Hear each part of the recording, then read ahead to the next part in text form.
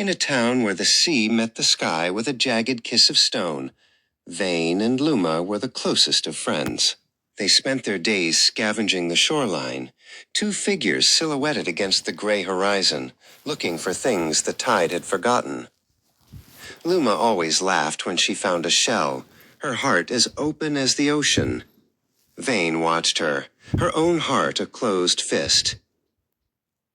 One evening, beneath the roots of a weeping willow that drank the salt spray, they found it, the Star of the Deep.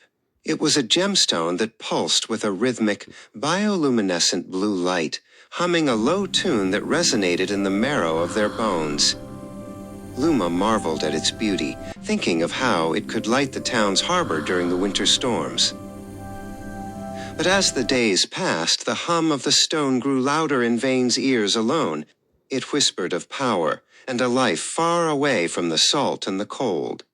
She began to see Luma not as a friend, but as a barrier, a tether holding her back from the fortune the stone promised. Vane sat by her hearth, the shadows of the flames dancing like dark secrets on the walls.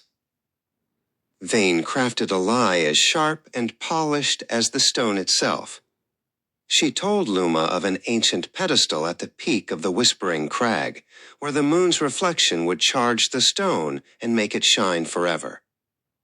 "We must go tonight," Vane urged, her voice as smooth as oil. Luma, trusting and kind, took her friend's hand and agreed to the journey. The climb was steep and the air grew thin.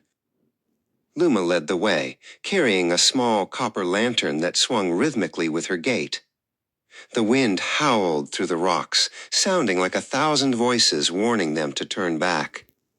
Vane followed closely in the shadows, her eyes fixed on the back of Luma's head, Stay her close. mind The shadows counting here the hide steps dangers. to the I top. sense it, but your light guides us. At the Always summit, forward. the world disappeared into a thick, white fog. The edge of the cliff was invisible, a sudden drop into the churning black maw of the sea below. Luma stood at the very brink, holding the Star of the Deep toward the sky, searching for the moon through the heavy mist.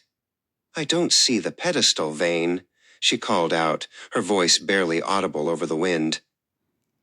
Vane stepped forward, her footsteps silent on the damp moss. She didn't look at the fog or the moon. She looked only at the slight tremble in Luma's shoulders. "It's just a little further, Luma," Vane said, her voice dropping to a low, cold hiss.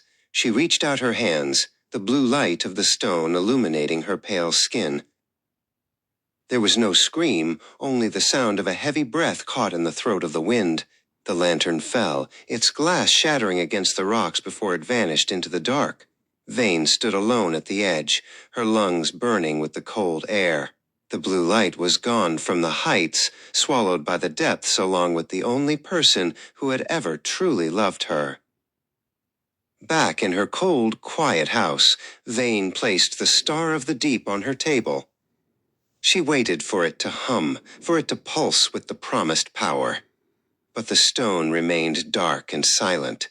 Without the warmth of Luma's spirit or the shared joy of their discovery, it was nothing more than a cold, heavy rock. Vane clutched it to her chest, but it offered no heat.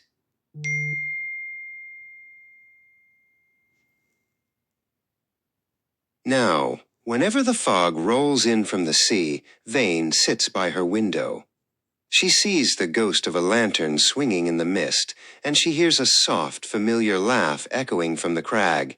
The Star of the Deep never shone again, and Vane learned too late that some treasures only have light when they are shared, and some debts are paid in a silence that never ends.